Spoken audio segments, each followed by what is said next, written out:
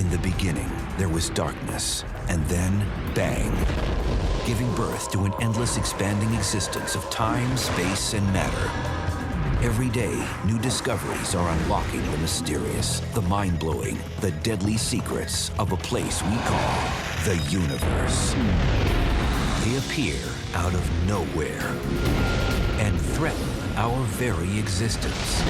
From rocks crashing through homes to Mount Everest-sized boulders triggering mass annihilation, no one is safe from their wrath.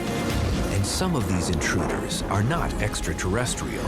They're actually man-made cosmic junk. Take cover as we investigate meteorites and space debris, the deadly stuff that falls from space.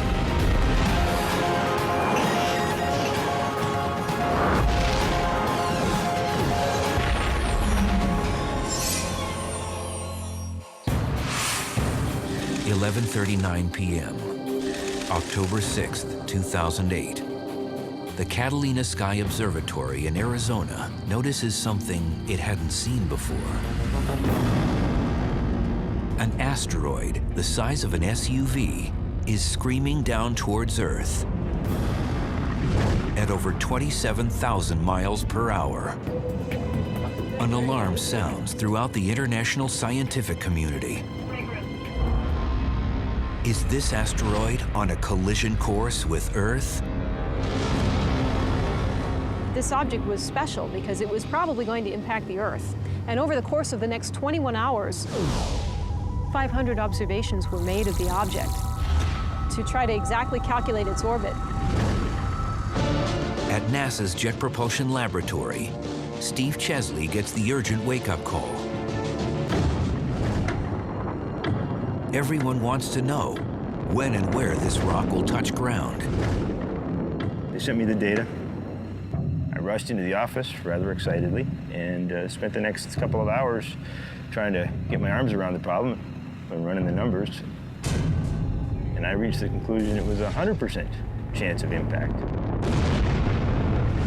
Chesley calculates the collision will occur in less than 13 hours, approximately 5:45 a.m. Eastern African Time. Its target, the Nubian Desert in northern Sudan. We had really expected or anticipated the discovery of an asteroid that was going to hit the Earth before impact. With time to react and time to predict the location of the impact, it was very extraordinary. Never seen it before. It was countdown to impact. Steve Chesley. With no time to stop this runaway space rock, emails went out to alert those on the ground and in the air. 5:45 a.m. The moment has arrived. A commercial pilot is flying over Sudan. He witnesses a fireball smack right into the Earth's atmosphere with the energy of about 1,000 tons of TNT. As it entered the atmosphere, it started to burn and brighten. At some point, the stresses on the body became so fantastic from the atmospheric pressure that it just exploded. That explosion would have sounded like a sonic boom. On the ground, 23 miles below, Sudanese people returning from morning prayers hear the frightening sonic roar. Witnesses see a brilliant fireball, followed by mysterious flashes of light streak across the sky. Scientists had hoped the asteroid wasn't heavy enough to completely penetrate through the Earth's atmosphere and wreak havoc on the ground. Satellites track the fiery explosion, but there is little indication that any fragments survive. So there is a possibility that people could be frightened by such an event, but the risk of injury is really very low from something so small. And Steve was correct. There were no reports of injuries or damage due to falling debris in the remote region. Planet Earth was spared from a potential disaster, partly because the region was so remote and the impactor was small. But the story doesn't end here. December 2008. Astronomer Peter Yeniskis organizes a search and recovery team from the University of Khartoum in Sudan. He's determined to find the unlikely. Meteorites, the surviving fragments of the asteroid named 2008 TC3.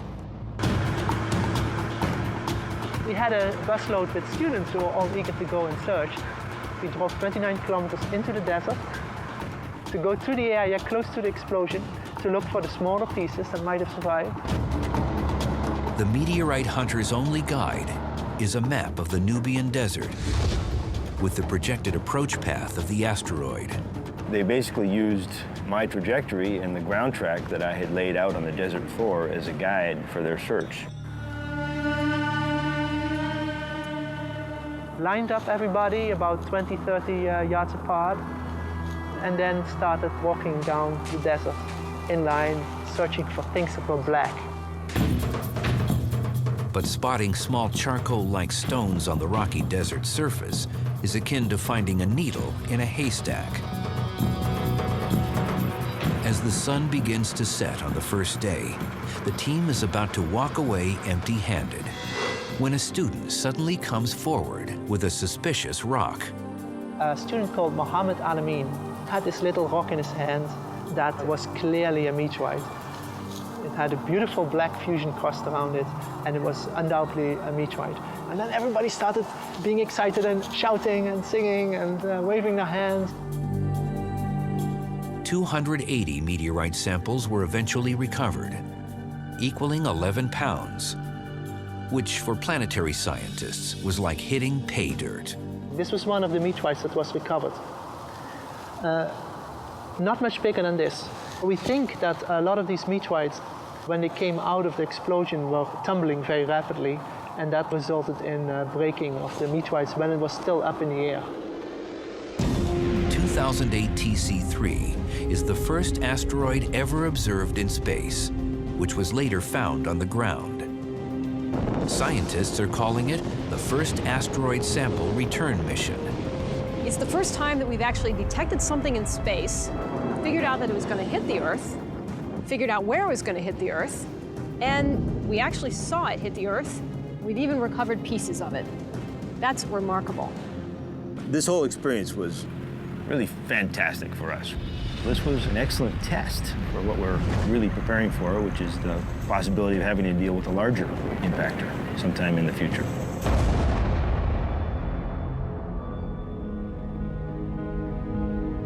Planet Earth may not be so lucky the next time. Scientists now suspect 2008 TC3 came from a piece of a much larger rock from the asteroid belt, a region between Jupiter and Mars where asteroids and comets take up residence.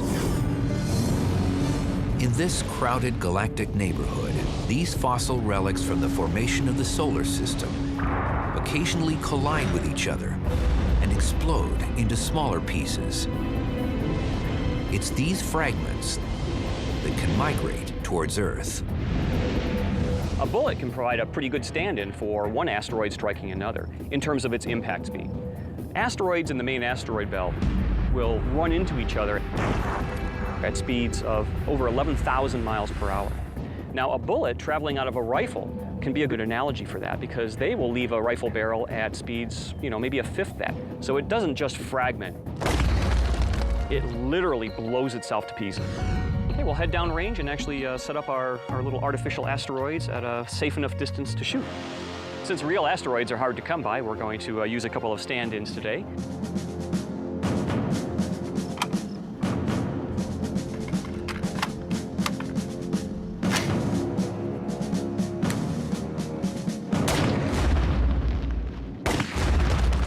These bullet impacts are comparable to the collisions in the asteroid belt.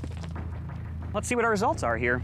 This is actually rather typical of the results of an asteroid impact, where you tend to have a few large pieces of debris, several medium-sized pieces, but nature is very good at making lots and lots of little debris. These little kilometer-sized fragments are what we actually see today as the near-Earth asteroids. These fragments which have worked their way in from the main asteroid belt, approaching the inner solar system, passing near our planet, sometimes impacting our planet. These near-Earth objects, or NEOs, have transformed our near-space environment into a danger zone. The speeds with which objects are running around in the inner solar system is it's much akin to actually a bunch of cars driving crazily down a highway. The vehicles themselves are traveling at high speeds. When they cross lanes without looking and perhaps running into each other, they are hitting at equally high speeds. And that's kind of like objects moving on their own independent orbits around the sun. Every few hundred years, Earth gets hit with rocks the size of a football field that can destroy entire cities. But every 500,000 years, we get struck with boulders the size of mountains that could ignite global disasters.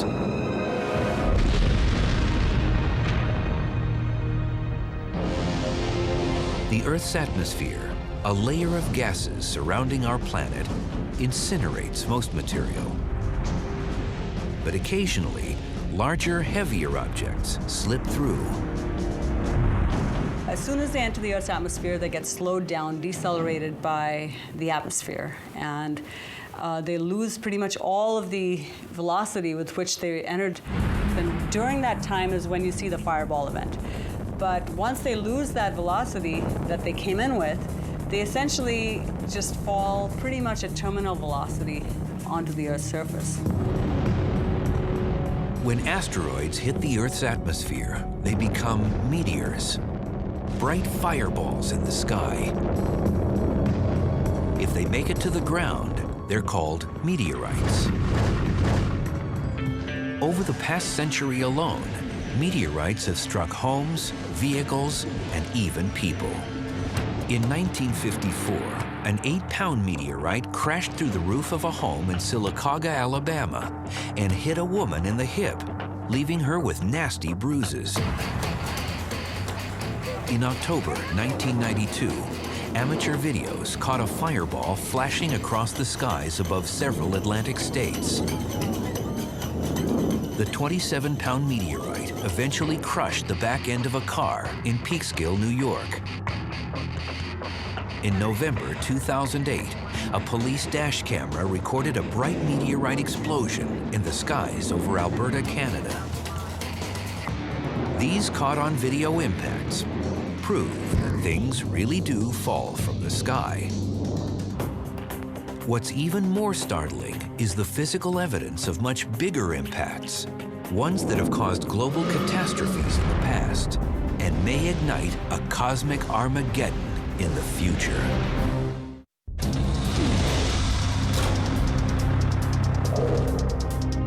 Earth was not always an ideal address for human beings.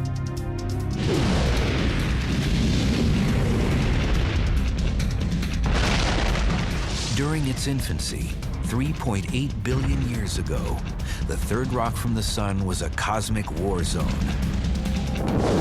During this brief period, called the Late Heavy Bombardment, billions of leftover debris from the formation of the solar system pummeled our planet at rates up to 20,000 times higher than today. What happened is that Jupiter and Saturn, the two giant planets in our solar system, went into what's called a gravitational resonance with one another. So Jupiter made 2 complete orbits around the sun for every single orbit made by Saturn. And when that happened, it rearranged the entire solar system. It reshuffled Uranus, Neptune, Jupiter, and Saturn, and moved the giant planets farther out. When that happened, that just sent a volley of comets and asteroids rocketing into the inner solar system. At the same time, these rocky bodies helped to mold our baby planet to the shape it is today. Here are the battle scars. Only 170 impact craters are still visible on Earth. Weather, water, and plate tectonics have erased most traces of ancient cosmic violence. But proof of Earth's tumultuous past lies on the Moon, which was formed at the same time, but lacks plate tectonics and other erosion processes that tend to erase the evidence. The Earth itself has been bombarded every bit as much as our nearby moon. If you look up at the moon in the sky and you see its cratered surface, you have to imagine our own Earth cratered and battered to at least that degree, and in fact, because we're a bigger target in space, even more. By counting craters on the moon, scientists can learn about the number of impacts on the nearby Earth, past and present. Scientists can learn about the sizes and compositions of asteroids that impact the Earth by studying the characteristics of the craters that they create. So we're going to try and demonstrate that today by tossing some weights into the sand on the beach here, and we're going to see if we can come up with a relationship between the size of the weight and the size of the crater that it creates.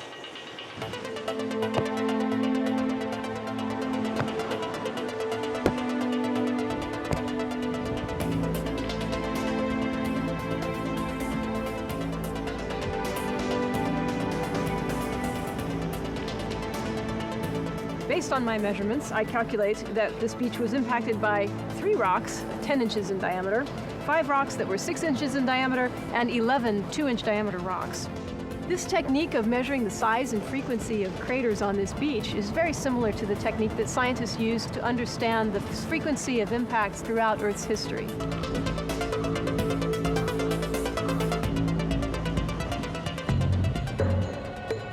Today, the best preserved impact craters exist in dry desert regions around the world.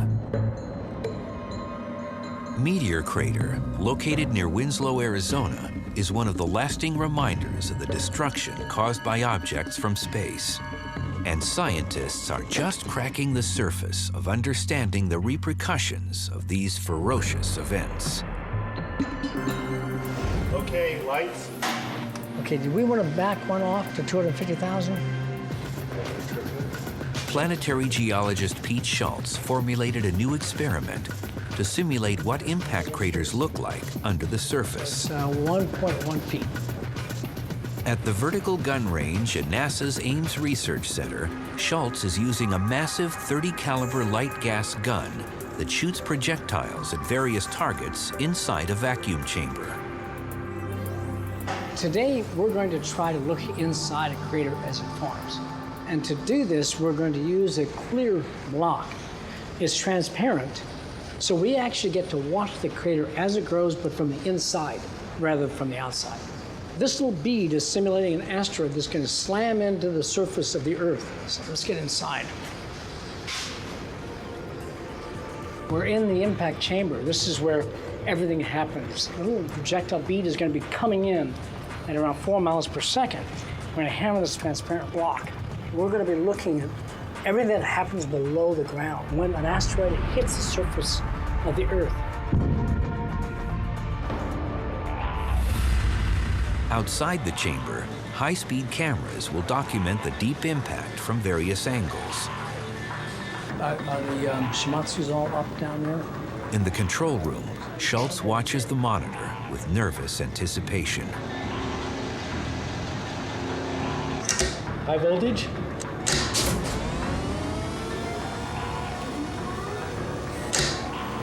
The vertical gun launches the glass bead projectile into the acrylic block. Sweet. Wow, okay, that is just frickin' gorgeous. The experiment was a smashing success. Kapow! So here we actually have the impact, but now we see this vapor plume. This is really hot gas. It's about a temperature close to the surface of the sun. And then as it moves away, it cools, and now we begin to form the crater with the ejecta coming out. And now we're watching the crater actually begin to form on the inside. That is awesome. Okay, I want to see what we did.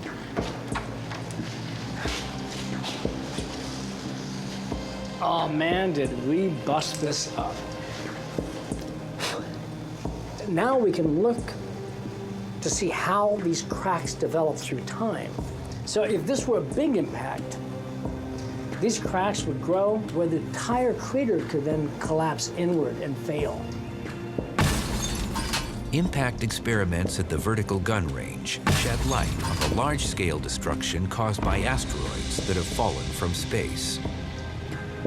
When we see an impact, it's not just the cracks and cracking. You will also see the vapor plume expanding. That affects life. That affects survival. If this impact occurred on Earth and was large in scale, it would simply fry the atmosphere. It would send debris out, and as it hits the Earth, again, it would cause more devastation. Scientists have discovered that impacts from space have affected the evolution of life on Earth. We know that, in fact, the flux of meteorites hitting the Earth was much higher in the past than it is today. And in fact, there have been known instances, for example, the large impact event 65 million years ago at the Cretaceous-Tertiary boundary.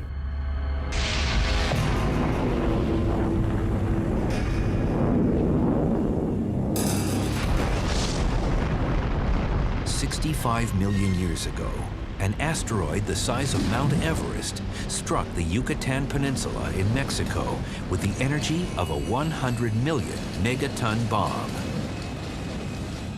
It created a 100-mile wide crater underwater that was finally discovered in the 1980s. Scientists have determined that the asteroid impact ignited atmospheric events that may have led to the mass extinction of 75% of all prehistoric species, including the dinosaurs. There were a lot of potential effects that could have led to the extinctions. Heating of the atmosphere, for instance, by the ejecta, perhaps leading to wildfires.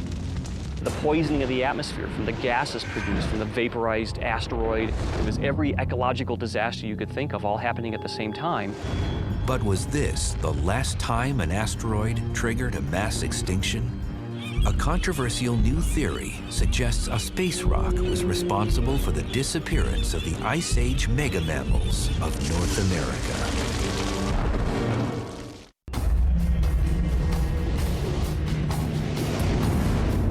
Scientists are dying to know what happened 13,000 years ago. The Ice Age was slowly ending. The North American continent was inhabited with big beasts like the woolly mammoth, mastodon, giant ground sloth, and the short-faced bear. But something caused 35 major groupings of species to vanish from the fossil record. Many think the ancient Clovis people, a hunter and gatherer society, killed off the mega mammals. But startling new evidence suggests that an object from space may have led to the demise of the giant creatures. 13,000 years ago, the climate changed suddenly, rapidly, and dramatically. It looks like there was some type of extraterrestrial event, whether it was a large meteorite, an asteroid, or a comet exploding in the atmosphere. And all of a sudden, the planet was thrown back into a little ice age. North America experienced a brief return to Ice Age conditions. So could there be a connection between this cold snap and the disappearance of the mega mammals?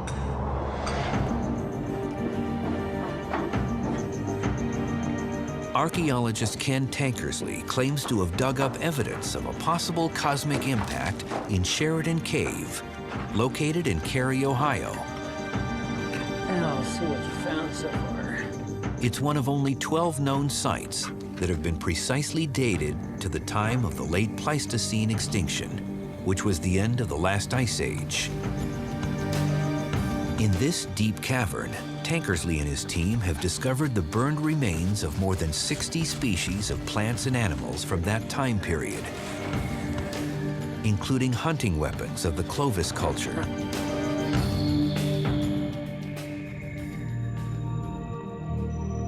I don't believe it. This is a Clovis bone point. It's manufactured from a megamammal rib, probably a large animal such as the American mastodon. What's fascinating about this specimen is the person who manufactured this likely witnessed the event 13,000 years ago. Tankersley says that most of the bones he's uncovered underwent intense burning that couldn't have been caused by a mere forest fire. He says it had to have been from a colossal explosion, the kind generated by an Earth impact.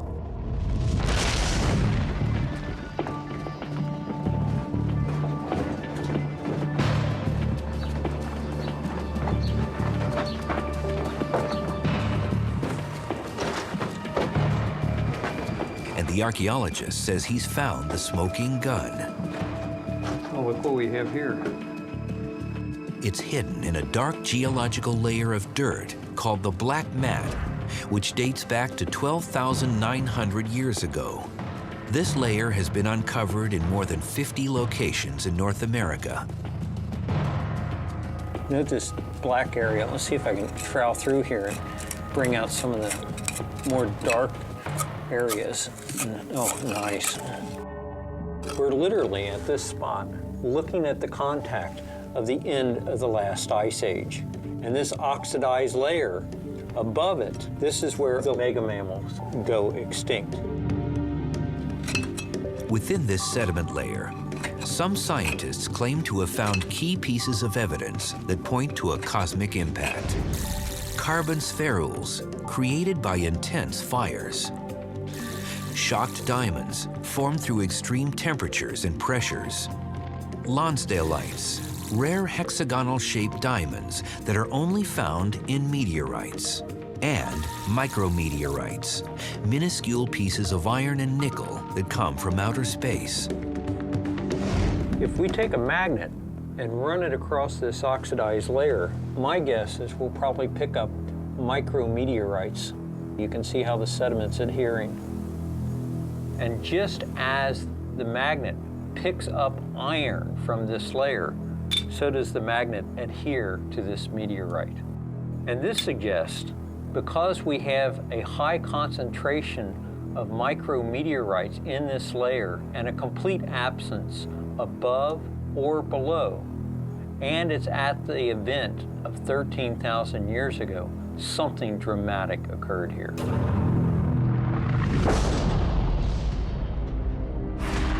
We know that all over North America there is a thin layer of dust and particles just before that black mat formed. That indicates that something happened right before the event. That is the climatic change. What is it?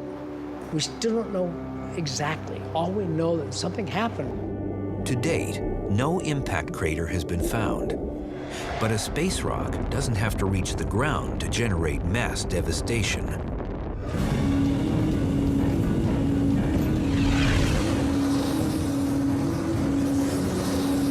In 1908, a rocky body slammed into the atmosphere 6 miles above Siberia's Tunguska wilderness. It released energy yielding about 5 megatons of TNT. You can imagine what it feels like to do a belly flop off of a high diving board and you smack into the water. A small, weak, rocky asteroid will kind of undergo a similar sort of feeling as it very quickly is decelerated and braked in the dense lower atmosphere. Immediately after the Tunguska airburst impact, an intense shock wave and hot air blast traveled to the ground and spread outward. It engulfed almost 1,000 square miles of forest. Some scientists propose that a similar scenario may have contributed to the extinction of the North American megamammals. And a comet, not an asteroid, may have been the culprit. Unlike asteroids, these dirty snowballs contain more ices and gases that tend to break up before reaching the surface. When the theorized comet came down into the Earth and would have exploded in the atmosphere, it would have distributed amongst the ejecta that was created beneath it. It would also have seen a great variation in the deposits left behind. There would have been intense burning over a large area. Anything within the impact zone, of course, would have been devastating. At the same time, however, it would not have had immediate impact for the rest of the planet, just within the impact area itself. This so-called Clovis comet theory suggests that profound climate changes led to the eventual extinction of the mammoths from North America. However, contrary to popular belief, a small number actually survived in various regions of the world up until around 2000 BC. And archaeological evidence indicates that the Clovis culture didn't go extinct from this alleged impact. Rather, they adapted to their changing environment. When the large game animals that Clovis people were hunting disappeared from the landscape, people had to change the way in which they were hunting and gathering. We may never know with certainty whether a near-Earth comet caused the Clovis event. But would modern man learn to survive after an Earth impact? We may eventually be put to the test. At this very moment, meteorite scientists scour the landscape in search of these messengers from the sky. These space rocks hold clues to impacts of the past, and as scientists are now discovering, clues to what is coming in the future.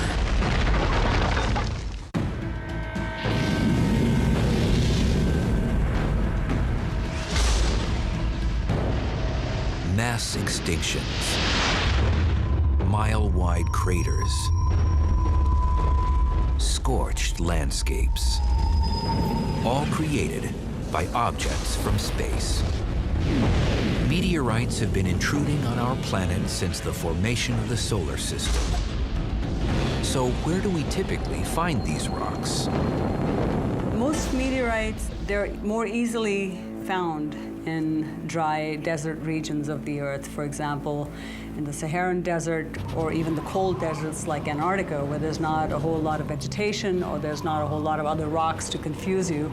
However, meteorites fall everywhere on Earth with equal probability.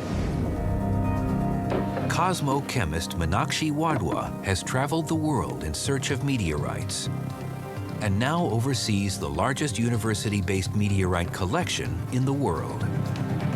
We're here looking at the collection of meteorites in the Center for Meteorite Studies at Arizona State University. There's basically 3 different kinds of meteorites. You can have stony meteorites, stony iron, or iron-rich meteorites, but all 3 kinds have at least some amount of metal. And so you can distinguish terrestrial rocks from meteorites by the content of metal in meteorites. The other way to actually distinguish a meteorite from a terrestrial rock is that you'll actually see a fusion crust on meteorites that forms on these objects when they're falling through the Earth's atmosphere. Most of the meteorites recovered originated in the asteroid belt between Jupiter and Mars. But nearly 4 dozen actually came from our moon and the planet Mars. The idea there is that you probably had a large asteroidal body that impacted the moon or Mars and ejected pieces of the crust of the moon or Mars. And these ejected pieces probably fell into these unstable Earth-crossing orbits, and eventually pieces made their way to the Earth that way. This is a piece of a lunar meteorite, and we believe it came from the Highlands portion of the moon. And we know that this is actually a lunar meteorite because we can compare this with actual samples that were brought back by the Apollo missions in the late 60s and early 70s. Meteorites are precious research subjects. Although they've destroyed life time and time again, they may also have provided the chemicals needed for life on Earth.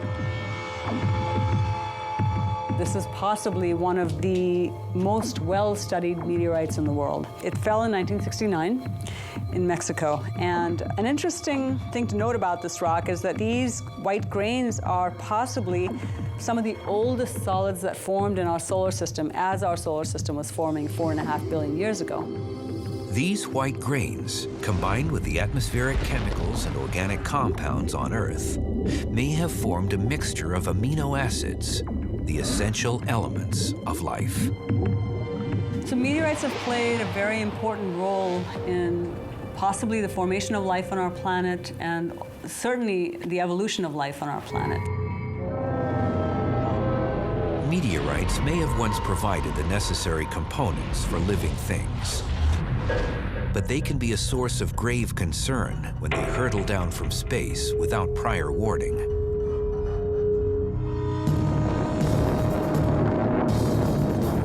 September 19th, 2007.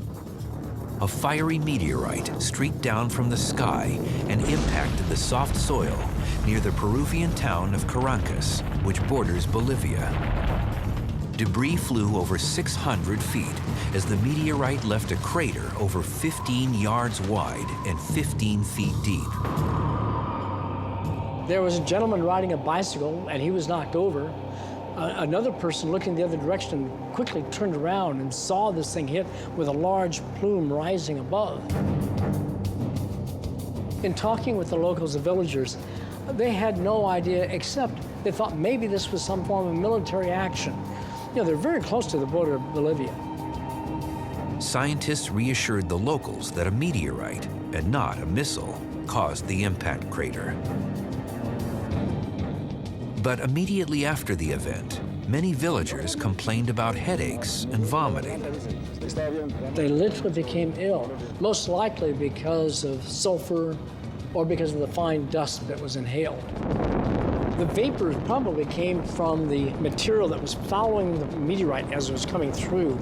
It was melting, it was vaporizing as it passed through the atmosphere, and it probably, when it hit, caused some additional release of gas. But could a space rock actually deliver harmful elements to Earth? Sci-fi movies and conspiracy theorists have proposed that meteorites could seed our planet with lethal bacteria or viruses. But what's fact and what's fiction? The probability of this happening is very, very, very small. If that rock made it to Earth and somehow that microbial life form survived, it would find our atmosphere very toxic. Any microbe that evolved in an anaerobic, in a non-oxygen environment, is not going to survive long in oxygen. The possibility that the Peruvian meteorite committed cosmic biological warfare is remote. But had this small stony meteorite impacted a nearby village, the aftermath would have been much different. This would look like somebody had planted a roadside bomb. It would have had that effect. It opened up a hole so large that it would have swallowed several cars. The Peruvian meteorite impact once again illustrates the unpredictability of things that fall from the heavens. And space rocks aren't the only objects that can cause bodily harm. Up to 200 heavy objects hit our planet each year. And they're not extraterrestrial, they're man-made. By GNC. 2 minutes to February 1st, 2003.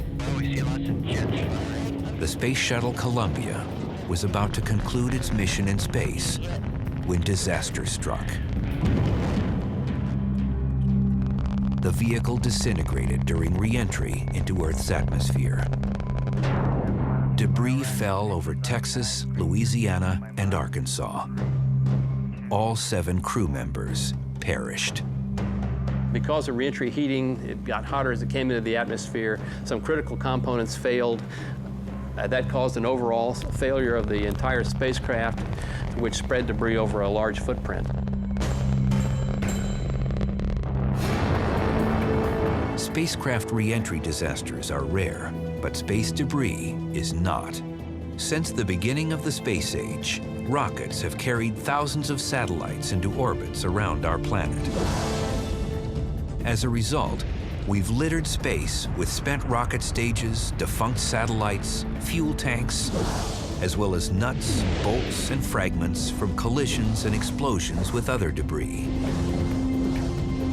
This abandoned space debris hovers over our planet like a cosmic garbage dump, and some will eventually fall back to the Earth. The question is when and where. Things that re-enter the atmosphere, they do have a risk. The real risk is that something falling through the atmosphere will hit a person on the ground. 5,400 tons of space junk has already crash-landed on Earth. In 1979, Skylab, the first space station, scattered debris across the Indian Ocean and parts of Australia. In 1997, a DVD-sized piece of smoldering metal fell from the clouds and brushed the shoulder of a woman near Tulsa, Oklahoma. She wasn't injured, but hundreds of miles away, this 570-pound stainless steel tank landed next to a farmer's house in Texas. Both were pieces of debris from the same stage of a Delta II rocket. It's a piece of debris from a launch stage that was in orbit for about 9 months and re-entered over the northern part of the United States and Canada. Came down and left several fragments of debris around. This was the largest piece. At the Aerospace Corporation in El Segundo, California, scientists study space debris to find out what materials survive re-entry and why, and how to minimize future hazards. This is remnants of a stage that put a GPS satellite into orbit. This was found in Saudi Arabia. This one is made out of titanium, which is a very high melting point material, and that's one reason why this one survived so nicely. And this was traveling again on the order of probably 150 miles an hour when it hit the ground. Why do objects fall back to Earth? Most space debris resides in low Earth orbit, approximately 600 miles above our planet's surface. In space, objects can stay for tens to hundreds of years because there's no air resistance. But they will eventually undergo orbital decay. They will lose energy because there's very little atmospheric drag, and the Earth's gravity will tug them back down into its atmosphere. Satellites fall back sometimes quickly and sometimes over a long period simply because they begin to touch a little bit of the atmosphere, enough of the atmosphere that there's an increasing force over a long period of time, and that small force acting over a long time will basically drag them out of orbit, and they will eventually re-enter. Most debris burns up during atmospheric re-entry and vaporizes. However, some pieces are made of stronger components such as stainless steel and titanium, which can survive tremendous heat.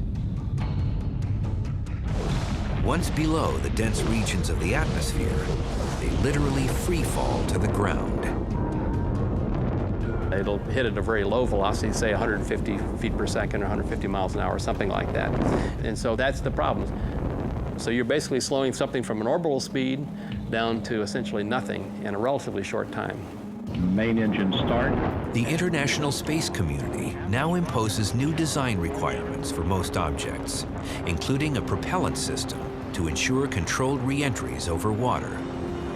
Basically, the international community has agreed that an acceptable level of risk for a re-entry is around 1 in 10,000. That means that if you did a particular re-entry 10,000 times, the likelihood is that you'll hit one person on the planet.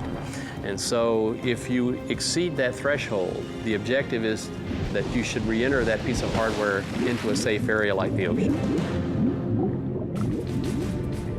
But new guidelines won't have any effect on the thousands of pieces of old debris already in space.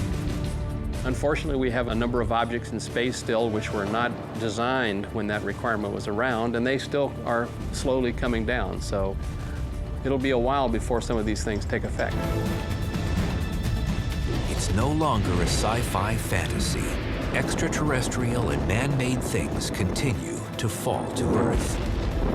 We constantly need to search the skies for objects that could decimate a neighborhood, or even worse, end human civilization.